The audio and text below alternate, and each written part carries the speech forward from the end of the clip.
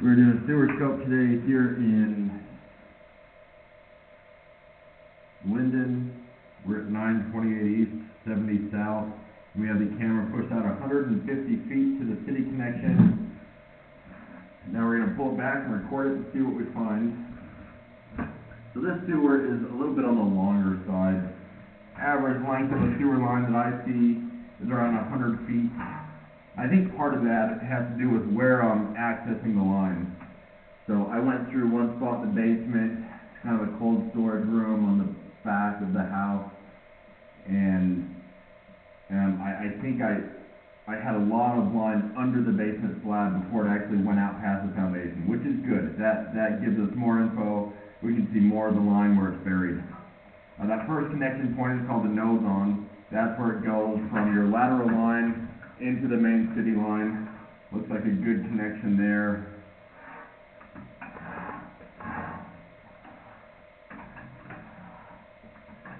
A couple of cobwebs, which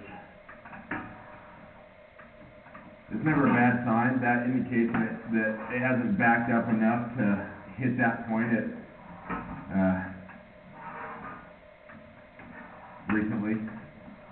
One thing I'm looking for is any standing water that would indicate improper grade, but this is looking good. And this is PVC pipe.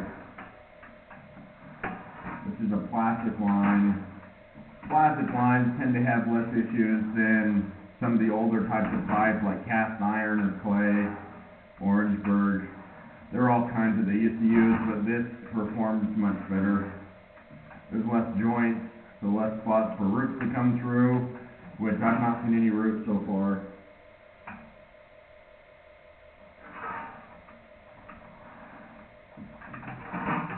And the biggest thing is the grade. And so far I haven't seen any areas that had a significant amount of standing water. There was one turn that had a little splash, but really not bad. This is looking the way that you want it to be so far.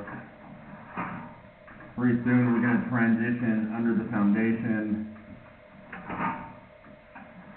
or where I assume it transitions. Usually it'll switch from ABS to PVC where it transitions, and then we'll know we're under the slab. So right around here, and that's an access point. So a little bit of cast iron, that brown section of pipe.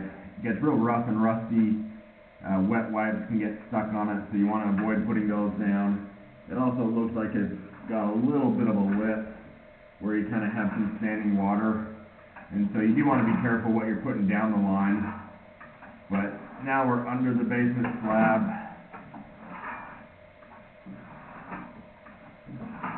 ABS pipe, and that's what you have inside the house, which is a different type of plastic.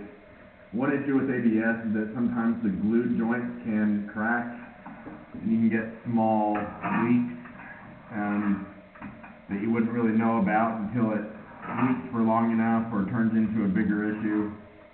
A little bit of hair drape across there. I did find one example that you could look at under the kitchen sink, and this is in the report, but there's a dry stain on one of the drain lines. A lot of times dry stains are old leaks, but then a little corrosion builds up and self-heals it, but it's still something that could leak, and so you want to have that fitting replaced. But that's just kind of the territory, and the added risk of having this type of drain line is that it does tend to have that issue where it can have small leaks that you can't really inspect for because a lot of these drains are behind walls. I do use infrared, and that helps find any spots that have been actively leaking. Really, it looks like this line is performing the way that you want it to be. No standing water, or at least very little, no roots. I was able to get all the way out to the city connection, which is good, especially with this length. Once I go through a couple tight turns, I can't always make it all the way out. And I barely made it out on this one. I had to run a lot of water, and I had to flush the toilet a couple times in addition to the tub running. just to get my camera inched all the way out to the end. Fortunately, we were able to see all of it. I'm going to end this recording now.